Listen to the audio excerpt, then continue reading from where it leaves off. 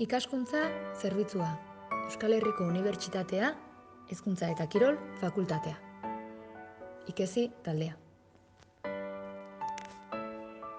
Aurkezpen honek 6 atal ditu. Lehendabizi, ikaskuntza zerbitzua zer den azalduko dugu. Gero, zertarako. Ostean, nola, norekin eta norentzat. Argazki batzuk, nortzuk garen eta taldearen aurkezpena, eta azkenik, eskerrak ematea. Zer da ikaskuntza zerbitzua?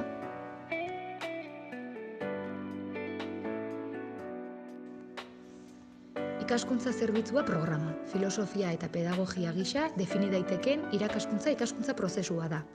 Erronka pedagogiko honen definizioan murgilduz, ikaskuntza zerbitzuaren 3 ezaugarri nagusiak bereiz ditzakegu. Lehenengoa, protagonismo aktiboa. Jardueraren protagonista haurra, nerabea edo gaztea dira. Baita helduak ere, hezkuntza talde formalak edo ez formalak lagun dituztenak.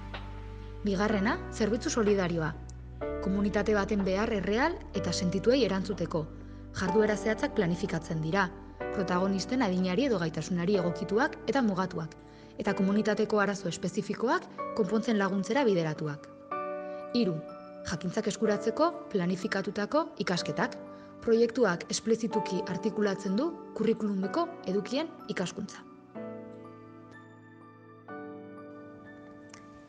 Gure ikaskuntza zerbitzua Euskal Herriko Unibertsitatearen iraunkortasun atalaren Campus Bizia Lab izeneko programaren barruan kokatzen da. 3 ikasturte daramagu programaren balorazio positibo eta babes instituzionala jasotzen. Zertarako?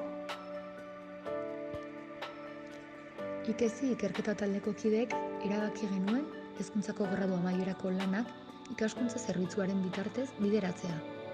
3 helburu hauek lortzeko asmoz. Lehenengoa, testuinguru errealetan lankidetzan aritzeko aukerak eskaintzea, desberdintasun sozialekin sentsibilizatzeko. Bigarrenik, desberdintasuna gutxitzeko zerbitzuak diseinatzea eta martxan jartzea. Hirugarrenik eta azkenik, erantzunkizuna eta justizia sozialarekiko konpromisoa sortzea eta indartzea. Zertarako? Ikaskuntza zerbitzuak eduki kurrikularrak eta komunitateari zerbitzua eskaintzea batzen dituen metodologia da. Honen bietan, hezkuntza arloan ezinbestekoak diren konpetentziak sustatzen ditu. Gaitasun kritikoa, ezagutza praktikoa, autonomia, garapen pertsonala eta inklusioa besteak beste. Nola eta norekin norentzat? Hezkuntza eta Kirol Fakultateko ikasleak, ikastetxeak.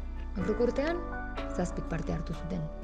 Sansomendi ikastetxea, Angel Ganibet ikastetxea, López de Larrea ikastetxea, Ramon Bajo, Mugel ikastola, Aramizkarrako ikastetxea, eta Zunbaiena ikastetxea.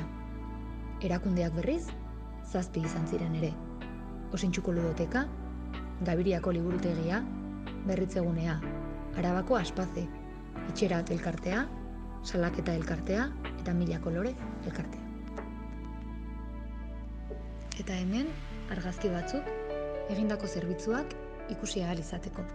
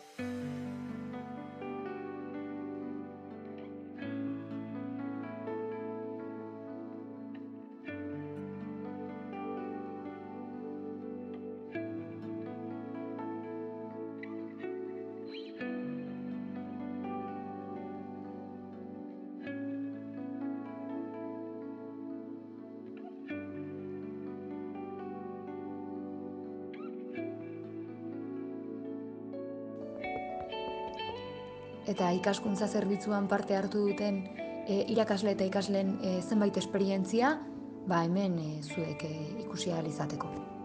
Kaixo, ni Carmen naiz, eta iaz ikaskuntza zerbitzuan oinarritzen zen gradu amaierako lan bat eraman nuen aurrera. Zerbitzu hau Gasteizko Aranbizkarra ikastolan egin nuen, eta proiektu honen helburua jolas kooperatiboen bitartez eskolako ikasleen inklusioa sustatzea izan zen. 4 astez egon ginen bertan lanean, eta zerbitzuaren partaideak 3., 4., 5. eta 6. mailako ikasleak izan ziren, jantokian geratzen zirenak. Zerbitzua bukatu nuenean, nahiko pozik geratu nintzen egindako lanarekin, baita lortutako emaitzarekin. Eta orain, hilabeteak pasata sentimendu hori mantentzen dut. Uste dut horrelako proiektu bat oso aberasgarria dela bai eskolako ikasleentzat, baita irakasle izateko prozesu horretan gaudenentzat ere. Eta bideo honen bitartez eskerrak eman nahi dizkiot Aranbizkarra ikastolari zerbitzu hau posible egiteagatik, eta batez ere bertako zuzendaritza taldeari, baita jantokiko arduradunari. Azkenean laguntzeko prest egon direlako prozesu osoan zehar, hasieratik bukaerara. Nortzuk gara? Raquel Gamito, Didaktika eta Eskola Antolakuntza Departamentutik. Maria Teresa Bizkarra, Gorputz Adierazpenaren Didaktika Departamentutik. Pilar Aristizabal, Didaktika eta Eskola Antolakuntza Departamentutik. Ana Luisa López, Didaktika eta Eskola Antolakuntza Departamentutik. Amaia Álvarez, Hizkuntzaren eta Literaturaren Didaktika Departamentutik. Judith Martínez, Gorputz Adierazpenaren Didaktika Departamentutik. Ainhoa Gómez, Plastika Adierazpenaren Didaktika Departamentutik. Irati León, Didaktika eta Eskola Antolakuntza Departamentutik. Eta azkenik, Olatz Bastarrika, Gorputz Adierazpenaren Didaktika Departamentutik. Hau izan da guztia, eta eskerrik asko bihotz-bihotzez.